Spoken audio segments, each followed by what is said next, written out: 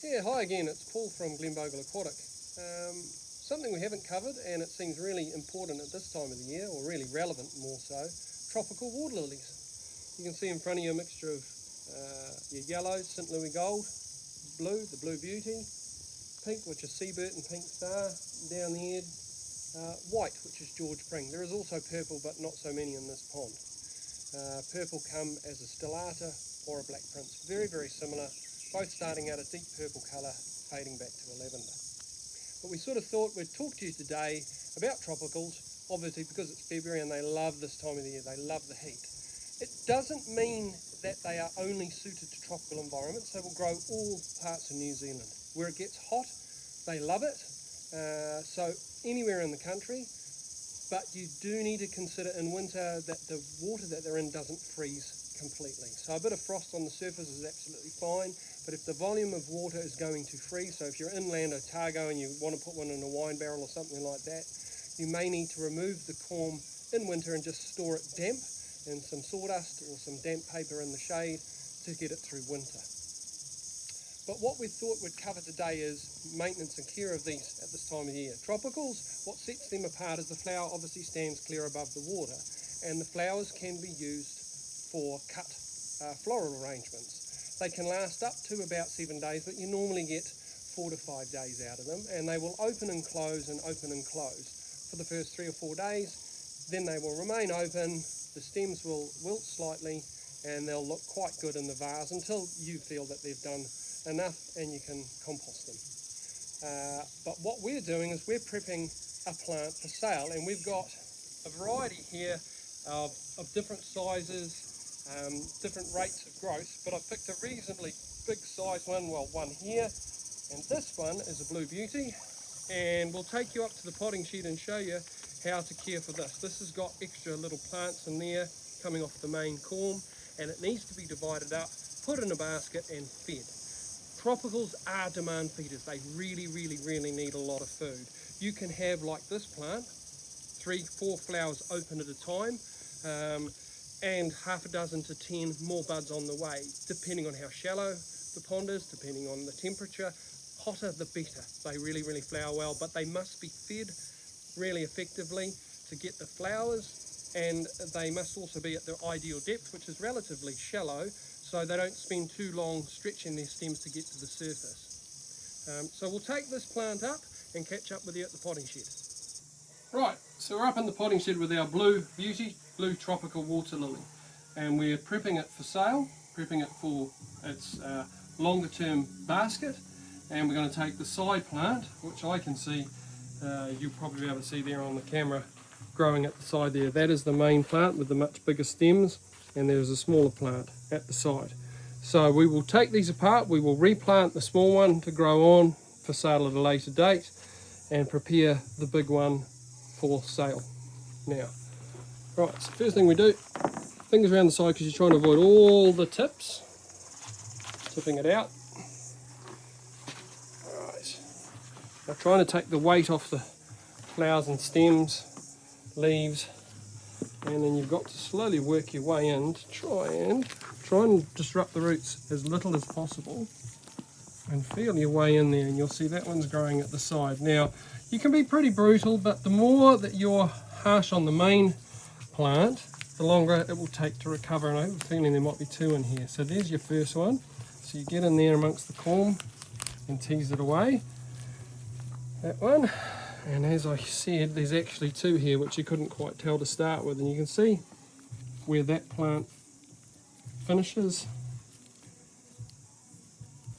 That's the main plant on that side where the red scissors are now, and this is another small one off to the side. So I push my finger down in between, you can feel that the corm's coming away and it's coming off there.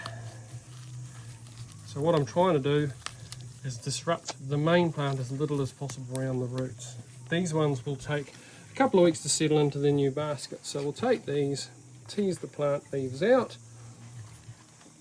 If there are older leaves like that, you can actually pinch those leaves off. There's no point in them being on there. It'll just slow the new growth coming through.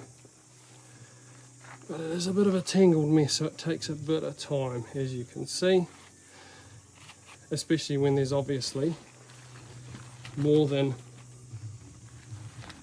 one single young plant. Now on some of these bigger plants, you can have 6, 10, 12, even 20, even more in some cases, juvenile plants growing off the side. So repotting is really important because it makes sure that the main plant isn't competing with these smaller ones for the fertilizer that you put in, and it's not competing on root ball, and it's not competing on sunlight. So there's one of them. Now the second one, which is mildly bigger again, slightly bigger again, takes a bit of teasing. There's another one. We can take that brown leaf off, track it back down, pinch it off. That's just an old stem that's rotted away at previous time. But the repotting is very much the same as the hardy water lilies. You just have to go at it slowly, because the more bruising or damaging or stem damage you can get on these plants, the longer it's going to take for them to recover. But this main plant, except for that little bit of side root there, its main root ball is still intact and in place. So that will recover very, very quickly and grow quite quickly. So we take our fertilizer tablet. Don't put it near the corm, put it down on the side. Put it in amongst the big lump of roots. Pop that into your basket.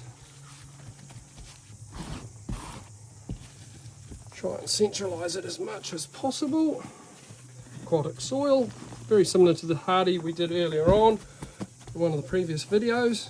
Compacting that down firmly. There we go. And then pebbles across the top, which stops the fish getting in. Now that's your main plant ready to go in the pond. Right, and these smaller ones, I'll just show you the one, there's two there, but I'll do the other one afterwards. Spreading the roots through the pot, so they're going around all the sides. Fertiliser tab, not directly in contact. Put that soil in, compact it, staying away from that central crown. And pebbles go on top. Now, there is a corm here, which one of these broke off of. So that's the corm. So that can go in with the next one, and that will probably have a juvenile next year. It may not, sometimes they survive, sometimes they don't, but they all grow from that corm there. In a later video, when we show you some of the really big established ones, we'll show you the corms can get up to the size of big pine cones. But that's just a young corm that's broken off the bottom of one of the rootstock. So there you have it. Fertilising tropical water lilies, really important. Repotting, obviously that one main plant was competing with two young ones. And as you can see, the smallest one, no buds. Middle size, one, but the main plant now will really go very, very strongly. That flower there has finished. It's gone to almost a purpley colour. So where people are tempted to leave it, I'm more likely to cut it off. It's got to spend a couple of days in a courier box getting to its destination, so that flower will be totally spent. But this one is really, really still alive, and these ones will continue through, and there'll be more. They can be cut off like that for a floral arrangement, and they will open and close, as I said, but that's now ready for retail, and these others will take at least a month. They'll possibly not be ready for sale this season. They continue to flower through until, depending on the sort of weather we get, late April normally, even into May, particularly in the North Island. But if you continue to get those sort of late Indian summer temperatures, they will keep going. Depths for tropicals, you can go right down to just literally 2 or 3 centimetres above the top of the basket. The deeper they are, the less flowers you will get. One, because of the temperature of the water, and two, the stem has to push so much further to get to the surface, so you'll get a shorter flowering period and you'll get less flowers. But fertilise. These types of plants, like that, you must fertilise at this time of the year every 2 to 3 weeks. The fertiliser is every 3 to 4 weeks, but a tropical is a demand feeder, as you can see. Big leaves, the leaves will get twice that size, and it will spread up to about 1.5 meters, even 2 meters in spread. So my span there, with leaves up to a dinner plate size, in a really, really warm, sunny, protected position. So there's a rundown on your tropical water lilies. Hope that's helped. Get out there, go hard on them. They do really, really well for the next couple of months in that heat. Thank you.